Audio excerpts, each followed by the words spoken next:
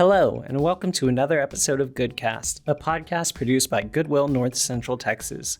It's a show where we take a closer look at the education, training, and job placement opportunities made possible thanks to the generous donations of everyday people. In our last episode, we took a look at our Summer Earn and Learn program, which gives transitional youth with disabilities access to paid work experiences with local employers with help from job coaches and Texas Workforce Vocational Rehabilitation Services. But did you know Goodwill offers employment opportunities for individuals with disabilities all year round? As part of National Disability Employment Awareness Month, we're speaking with Courtney Caraway to learn more about the work that her team does. Goodwill for 3.5, almost 4 in January. Okay. What did you start out as? In the OA program, Okay. I was a JPS, job placement specialist. Gotcha. How did you transition to the rehab team? I have a special education, so I was a special ed teacher for about 18 years. Mm-hmm. And I left education about 4 years ago. Mm-hmm. And I really didn't have a super big interest of going back into special education because I'd done it for so long and I wanted to change. And so I really enjoyed job placement. Right. On maternity leave, and they called me and said, hey, this has come up and we know you have a background in this and you're really good at your job. So I interviewed for a manager position, and then I kind of worked my way up to director. Okay. So this is kind of like a mix of like that special education history and then your job placement.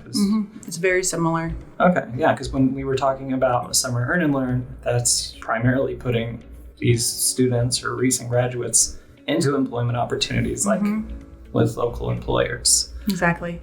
It's a little more involved for all the parties, especially since we work directly with Texas Workforce we receive referrals from them, but it laid the groundwork for me to know how to do it, if that makes sense. Mm-hmm. So how does a referral work? Because we're always talking about there's not a direct link essentially for parents to submit their students for this. So it's I think it's a common misconception that we just can place somebody with a disability into employment. Mm-hmm. I will say if there is somebody to just go job placement route, because it doesn't take as long. When you're special needs and you have to go through Texas Workforce, what happens a lot was somebody will call me and say, hey, my daughter graduated from high school 3 years ago and we haven't been able to find employment. Mm-hmm. And so I'll just send them back. So they have to go online, fill out an interest form, and then they wait until they're contacted by a counselor. Mm-hmm. And it's very similar to any kind of service where you need to answer the call whenever they do. Mm-hmm. And usually I follow up. If they're younger and they fall under 22, I have a contact where I can, because they're still considered youth, I have a contact where they can tell me where they went in the system. For adults, it's a little trickier. They do a direct placement with a counselor, and so I don't know where they've gone. Mm-hmm. So I try to keep up with them, because even if they don't get referred to us, so they go through the Texas Workforce process, even if they don't come back to us, I want to know that they got the help that they needed. Mm-hmm. That's a real big point for me, is to make sure that they got what they needed, even if we can't serve them. Right, yeah. Once they get into Texas Workforce VR, which is separate than regular Texas Workforce, they have to fill out documentation. They have to show proof of citizenship, identification, any kind of documentation that they have a disability. And there's a really wide range of what disability means in the state of Texas. So you could be considered IDD, so intellectual disability, IQ under 90, or you could be a diabetic. And so we get a lot of different people from all walks of life that are referred to us. Mm-hmm. The good thing about being a part of Goodwill is we really made a name for ourselves in that area. And so usually they'll go to Texas Workforce VR and say, I want to work with Goodwill. Mm-hmm. Now they give them options as to who they can pick. And sometimes they have a preference for who they send them to, but I do think that works in our favor, that we already have stars. We're known well for employing people with disabilities and encouraging just a different spectrum of people in our retail stores and in our administrative offices. And so it really kind of sticks in their mind whenever they are looking for somebody to help them with job placement. Yeah, and you have a lot of participants who repeat year to year if they're not hired by the company at the end of, the Summer Earn and Learn program. Like, they'll come back and they'll try a different place. Or a lot of the times the employer would be like, we loved having him last year. Like, let's bring him back. Yeah, definitely for our younger groups. Like for our Summer Earn and Learn, we work in the schools as well. When we do job placement with them, or something they call paid or unpaid work experience, and I send my job trainers out there with them, they'll come back to us, or they'll come back to us as adults. And we work to do supported employment or job placement for them as adults. It helps them really connect with the community and really gain more visibility, because there is a certain feeling when you see somebody with a visible disability where you can see some people kind of shrink back. But we have developed relationships with these businesses. So maybe they have a student that works 5 weeks for them. And so they learn about this disability and they develop a relationship. And then maybe a year down the line, we have an adult meet them and say, oh, I'm already familiar with your program. I know your job coaches. We would love to have you come in for an interview. So it kind of works all the way around as we go into more adult services. Right. It's a learning opportunity for both parties. So how do you build a relationship with these schools or school districts? Is it like word of mouth, or is it like previous contacts, or how does that work? It's a little bit of both.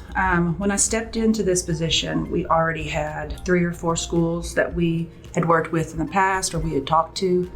Some of it's me just cold calling and developing relationships, or talking to my friends about it. Or, when people find out you know anything about people with special needs, they can connect with you because they have somebody in their family, or their kid has an IEP. And so a lot of that, it goes a long way to make those connections. Right. Not everybody's going to want our services right now. But with the climate of what's happening in the world right now, it changes really quickly. So one day we may have a lot of referrals or a lot of schools that want to work with us. The next day, the next year, funds have dried up or whatever's happened, and we just kind of, say, we'll put you on the back burner. It's no big deal. So you have to really be flexible in that, and then maintain those relationships. So I do a lot of going out into the community, and I work with the IDD Council. And I'm on their board. And so I just meet a lot of people that are in that field, work with them at their events, let them know that Goodwill's there to support their events, and then also any way that we can help them with services, or, even just connecting them with something that they need in the community. Yeah, I always see the IDD Council tag us on social, like, hey, we're having our meeting at campus or airport or whatever. And I've always kind of wondered, I wonder how they heard of us, or what's the connection there? I think having that connection to IDD and having them shout us out on social media, and then we do the same for them, kind of at least gives a little recognition, It's like you learn a new word and you didn't realize that word was out in the world and people were saying it until you learn the meaning of it. And then, you learn it, and all of a sudden it pops up everywhere and you know what somebody's talking about. Right. And that's what I feel like the shout outs and the connections are with Facebook and the IDD Council. Yeah, because I think it's similar to the community rooms that we have at some of our stores, where it's it's not necessarily retail focused or program specific, but it's by getting them in the door, literally you kind of open those spots where it's oh, well, if they do this, what else do they do? That's oh, they have a program they have a life skills program, and they have these job opportunities and stuff. That's really cool. Let me connect them with such and such. The Goodwill radio that runs in the stores, because I'm a big shopper too, I think is a really great idea, because not everybody is going to read the signs, and you just generally make an assumption. But if you're in the store shopping and you hear something, my favorites are the job placement for Opportunity Accelerator and Vetworthy. People, even when I used to sit in the stores and just try to meet people when I first started, they would come up to me and because they had heard it on the radio and they'd have more questions. And I think that that's really great to kind of wrap it all around and tie it up with the bow because you're hitting everything. It's visual, it's auditory, and it helps make people make a connection. Yeah. So I feel like every time that because usually when I go to a store, like I'm pretty focused on like getting footage or whatever, right? And then it's like when I take a second and I pick up something from the radio, I feel like it's like always the Roundup commercial. Oh yeah. And, it just makes sense. See what we did there? Sense. Like that's the one that always gets me. But I know the other ones are also like pretty good. Like even the GED programs, like that's really cool for someone to hear about just while they're thrifting or. And the promo, whoever's reading the promos, his voice, I mean, it just stands out because I've been hearing it for years, like over and over. Kind of says how much I shop in the stores, but it's great. I think that I don't know why other people don't do that actually in their stores because I think that that's a really good idea. Yeah, it's kind of nice too because like that's somebody that we work with pretty frequently. Like we'll send the scripts and then they'll record and send it back. Because like we'll do it for videos too. That way it's like it's not just my voice doing the voiceover the entire time. Because I get a little not like squicked out, but like like it's nice. It's a nice like air of professionalism. Just like here's a professional voice actor like doing his thing. And he sounds like he's a big promoter of Goodwill in his soul. So. Yeah, I saw a TikTok once of him like getting ready to record stuff, and he recorded one of our messages, and I was like, "Oh, this is a small world." Like, you should share that out. I would love to see that on our page. Yeah, I'll have to go back and find it because I guess he does that with like a lot of stuff. He didn't tag us or anything. It was just like something that popped up on my like For You page, and I was like, "Oh, I know that guy." I know that guy. Yeah. So when you talk about counselors, is that specifically like high school counselors or? It gets really confusing. Okay. All of the acronyms and the vernacular that we use around special needs, you almost have to have a degree in it to understand it. So I came from New York, and when I moved to Texas, I got a job in special needs at a charter school in South Dallas, over by Fair Park. And I remember sitting in my first coordinator meeting at Region 10, and I had absolutely no idea what they were talking about. So that's a really good question. I was Googling all of the acronyms the entire meeting. So counselors, there's high school counselors, there are VR counselors. Okay. And then they'll call them VRCs, and then the VRCAs are their assistants, and they do a lot of hands-on paperwork. And then we are the job trainers. They call us vendors, but we call ourselves service providers because essentially once we get the referral, we do all the work from there. And we work directly with the counselors and the VRCs to make sure that the service authorization they've written for us was provided to the customer. They call them customers. And then from there, we send all the paperwork back to the state and to the counselor, and then they make sure that we get reimbursed for that. Okay. And how would you like simplify what vocational rehabilitation is for someone who's never heard of it? Like, sometimes I send out a little note to a lot of our past participants, and I call it special needs employment or job placement specifically for that population. I think that vocational rehabilitation is very... It's a mouthful. It is, but it's like off-putting because when you hear rehab, we know what it means because we've been calling ourselves that forever. But people immediately think drug and alcohol rehab, which there is a little bit of that in that program. Sure. But I think that it's a very small portion of what Texas Workforce VR actually does. The biggest part is youth and adult services for job placement. Right. Yeah, because I've always like taken it as, yes, we're teaching the ins and outs of a job specifically, but we're also doing those soft skills and like, interacting with people. Because like that seems like for, somebody else that might be super easy, like striking up a conversation or holding eye contact or, any of those things. But it's like those things can be more difficult for some folks. And so I think it's very helpful to teach those soft skills. Absolutely. The kind of what we do when it comes to, well, on the youth side, we do a lot of in-class theory. I call it theory. Like, we talk about it, we do a little bit of it in class. But when we move on to actual, you are going to be employed, full-time, part-time, considered an adult. We do a lot of the soft skills as we're building. So going through and rewriting the resume, making their resume that is more professional in nature. It's less chronological and really highlights their soft skills that they have developed. Right. And then, like, right now I have a gentleman who is 26, and we are practicing how to go through a phone interview because people are starting to do a lot more phone screening. Right. And I think that that's how they can leave out a certain population because they're not good at that skill.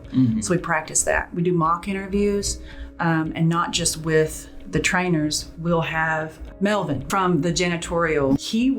He's always willing to do mock interviews with our clients. And we tell him, you don't have to be soft or nice, like, get to the point, give them the questions, and then give them the feedback that they need. So there's a lot of skills that we work on before we get the job. And then on the backside of things, we're helping them put those applications in because some of them can be really long. A place that rhymes with Schmalmart, their application is really long. It's very detailed. It asks a lot of personal questions. And then also they have to do probably like a 25-minute questionnaire, like about personality and, will you steal a stapler and things like that. Right. Some of our clients would not make it all the way through that without help. And those are the places that they want to work. They want to stalk or work at the front door, and they essentially get excluded if they were trying to do it alone. And if they don't have support at home too, that's a big piece of it. Right. Or if the parents aren't able or the family members aren't able to support them in that. It's time consuming.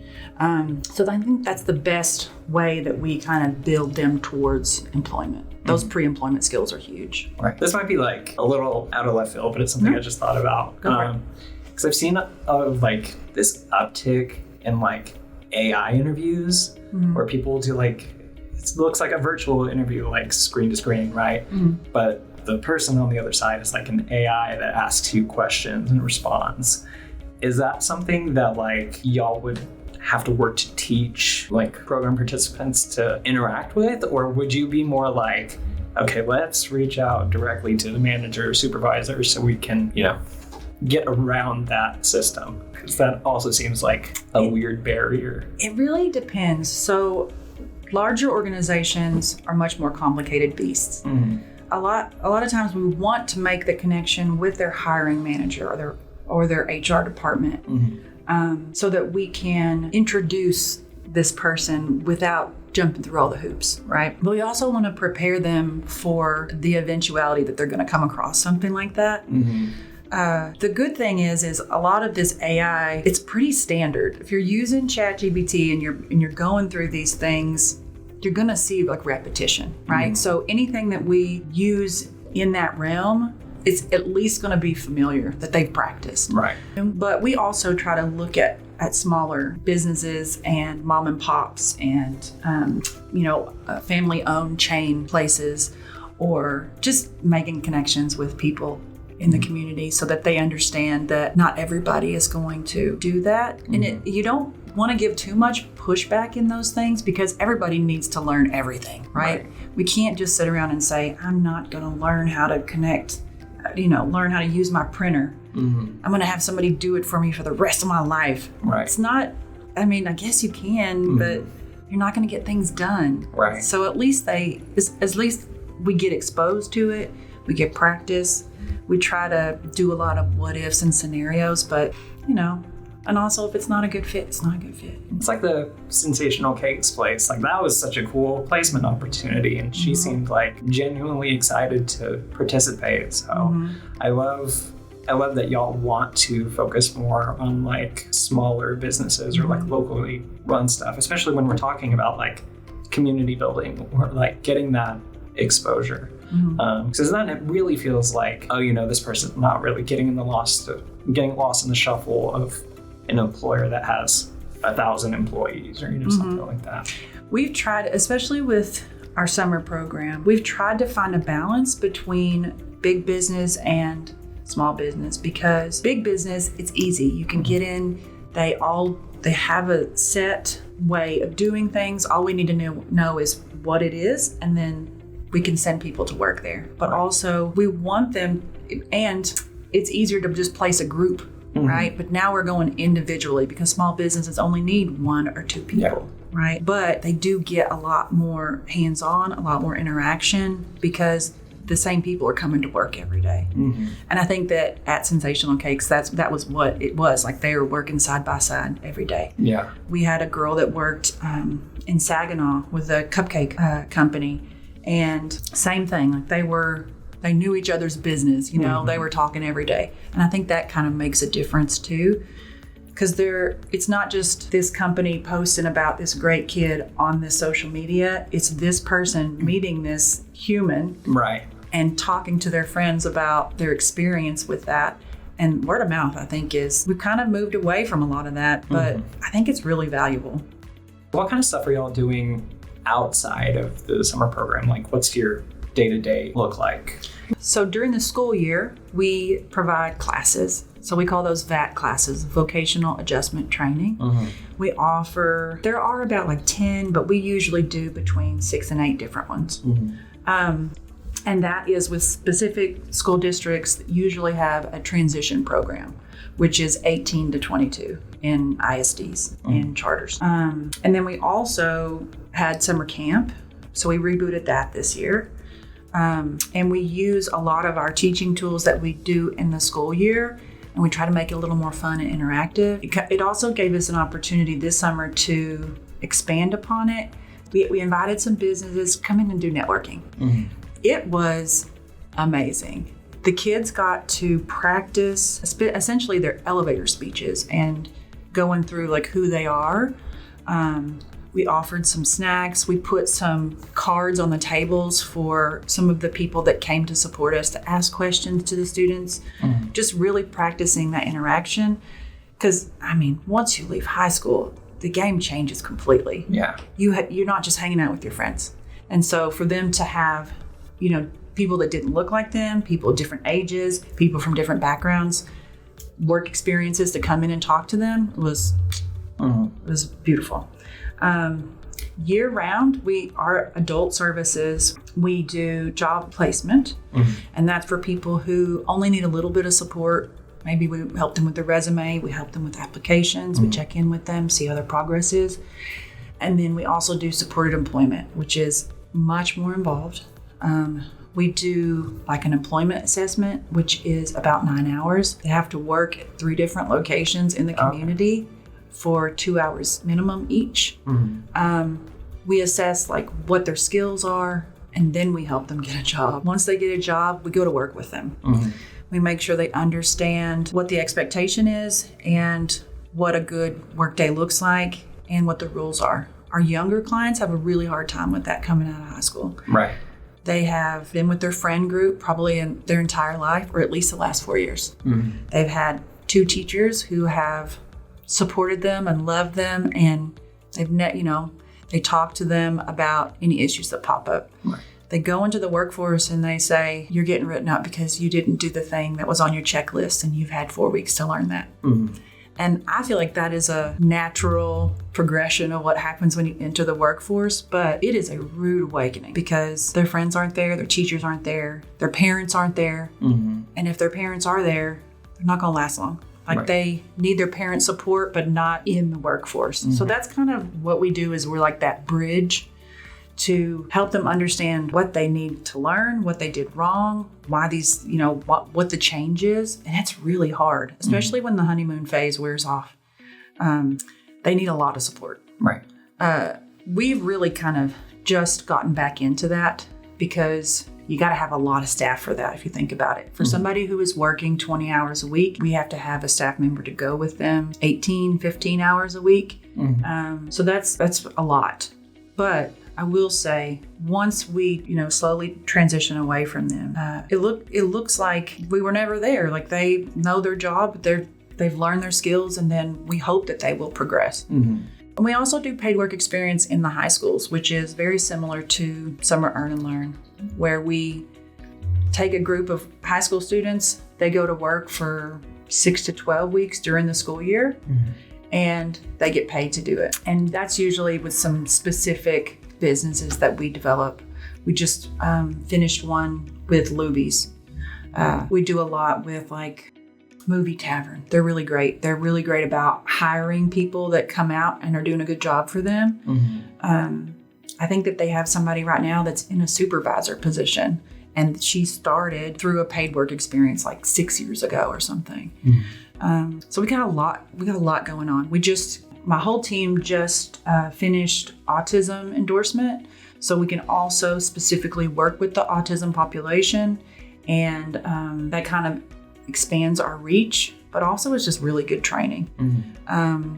There are a lot of things that transfer when it comes to things you need to know about dealing with specific issues, because there's a lot of crossover when it comes to autism and ADHD, and there are a lot of things that are very similar. Yeah. So it helps us to serve the community better. And we're really excited about that because it's a lot. There's a lot of certifications that we have to get. Mm-hmm. Like when I hire a new person, it takes a minimum of 6 months to get them where they need to be. And it's hours and hours of coursework. Right. It's like they're in college. Mm-hmm.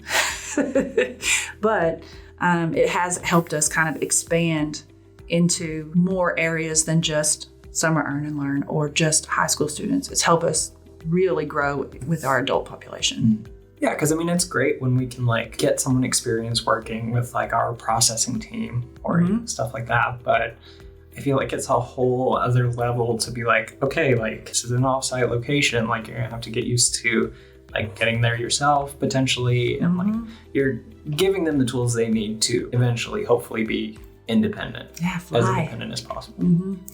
I will say though, when I do have adults or youth that are practicing or working or volunteering in our Goodwill stores, I don't want them to leave, because our managers in the stores, our assistant managers, the people that work there are naturally, and I think that we just gravitate to what we love, right? Mm-hmm. They naturally work really well with our population that we work with. Mm-hmm. I have a gentleman, and he's having a really difficult time entering the workforce.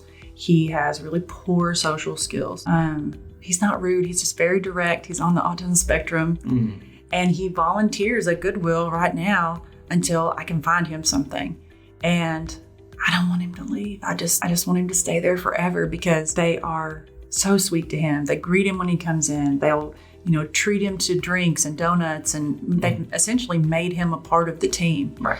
And so that's what we want for them when they enter, any kind of employment, yeah. Right? Uh-huh. But I know that they're in good hands when I send them to a Goodwill. Right. Always. Mm-hmm. So because they know the mission. Right? Yep. If you're with Goodwill, then you're there for the mission. Mm. It's very rare that you're going to find somebody that's employed by Goodwill that's not why they're here. Mm. So. And why do you think that employment is such a big factor in helping individuals find that sort of independence? Aside from the monetary aspect. Well, I think that there's a whole big picture. Mm-hmm. When we talk about their relationships with their families, being able to have a place to go every single day, mm-hmm. And building a connection with somebody that's not your family is really important. I think it's just really good for their well-being. We encourage the parents to, when it comes to parents and family members that are supporting their youth or adult entering the workforce, hey, they're going to have some control in this, right? Mm-hmm. They have to be able to make decisions. They have to spend their own money. You can't do it for them. You can't give them money, and because there's no motivation. It has to be intrinsic, and that is really hard to learn. Mm-hmm. If you can stay home all day and watch TV. I have a cousin who is IDD. He is in his 50s. Mm-hmm. He's never worked. He has done some piecework, which is you get paid by the piece, 10 cents a piece or whatever. Mm-hmm. But he didn't like to do it. He thinks it's boring. He doesn't want to do it. A lot of times he just wants to sit at home and watch race car shows. But then he's not socializing with anybody. And he's like, if you don't use it, you lose it. Like he loses a lot of those skills. So if they're not especially active in their, in their churches, in their community circles or anything like that. I have one guy he does a lot with Boy Scouts. He's almost 30 and he does a lot of volunteer work. And if you don't have that connection and you're not in the workforce, I feel like you're not using your brain power, and it's just, there's no growth. And I think that's how I really talk to the families about it is this is a good thing, even when it's a bad thing, even if they don't like it. There's plenty of things that I don't like about my job, right? I don't like deadlines and I don't like paperwork, but I do it because of all the other things that I like about my job. And I try to explain that to them. There's value in gaining a little grit and being able to push through to the other side. And I think that's what a job does for them, because your parents and your family, they're not always around. So if you make a friend at work, I think that there's at least, when the Grinch, his heart grows or whatever, I think that's because he made those relationships in the book, right? I think it goes a long way when it comes to people with special needs entering the workforce. Yeah, it's part of that sense of purpose. It's just it sounds utopian, I guess, a little bit, because a lot of people, when they think about it, politically, when it comes to the workforce, we need bodies to do these things. But I don't really see it like that. I think that if you build a community and an inclusive community, then that goes a lot farther than whether or not you're getting your order fast enough, right? Or you're building that machine in that warehouse fast enough. So yeah, because then people want to contribute purely almost for the love of the game, essentially.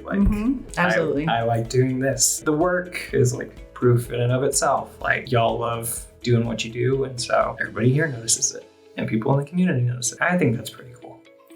The people that are on my team definitely build relationships too, where they'll come by and say, well, so-and-so didn't do this, and I need to make sure that he gets a haircut by Friday. Who thinks about those details, right?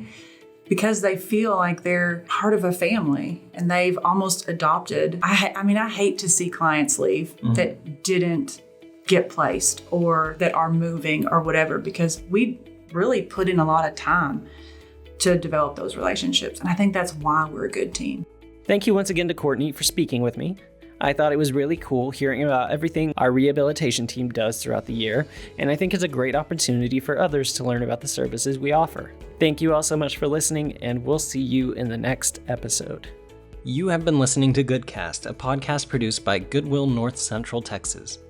To stay up to date on all things Goodwill NCT, be sure to check out our social media and sign up for our newsletter. And if you have a second, we'd appreciate it if you could share the show with a friend or leave us a review on iTunes. It is the fastest way to help the show grow. You can find us on Apple Podcasts, Spotify, or wherever you find podcasts.